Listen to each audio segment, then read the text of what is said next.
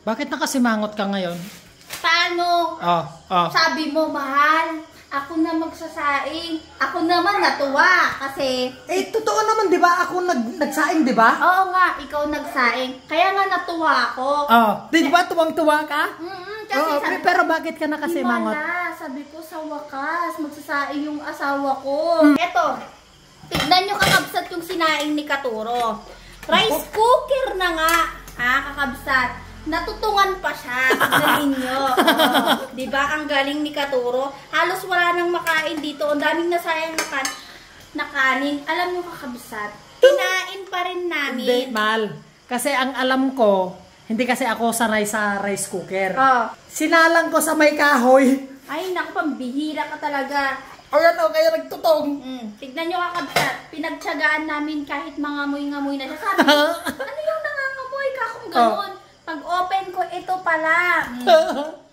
Mal, sabihin nila na naman dyan, ba't nyo pinatong na naman yung rice cooker dun sa lamesa nyo? Oo nga. Pagkatapos kang sumablay sa may, sa rep, pinagre-rep mo yung mga banana, pinangitim. Ngayon, ito naman yung pinaitim mo, Diba? Kakaloka ka. Tignan nyo. Ito ulam namin for today's video, guys. Mal, sabi nila kasi, Mal, may nabasa kasi ako. Na yung kaldero kasi, nung kumain tayo, nilapag natin dyan. Sabi nila, hindi maganda tignan. Bakit? Nabusog naman tayo nung nilagay natin, di ba? True. Tsaka ano bang problema nyo? Trip by trip kasi kakabsat. Kung gusto namin ilapag dito yung kaldero, ano naman kung panira siya dito sa... Tapos meron pa, Mal, nagsabi. Sabi nila, nung dalawa lang tayo kumakain, di ba? Yung iisang kutsara lang yung ginagamit natin sa pangsandok. Ang pangit daw tignan. Pangit yung kanya, yung mata niya ganyan, ukilat. Hoy, kakabsat. Kung kami lang naman ng asawa ko, okay na yon. Don't judge the cover by its matter. Its matter. Don't judge the matter by its book. Mali. Basta wag mong husgahan kasi sabi nila, okay naman yung kahit dalawa lang kami, di ba? Kung may bisita, kahit sagsampu pa nilang serving spoon.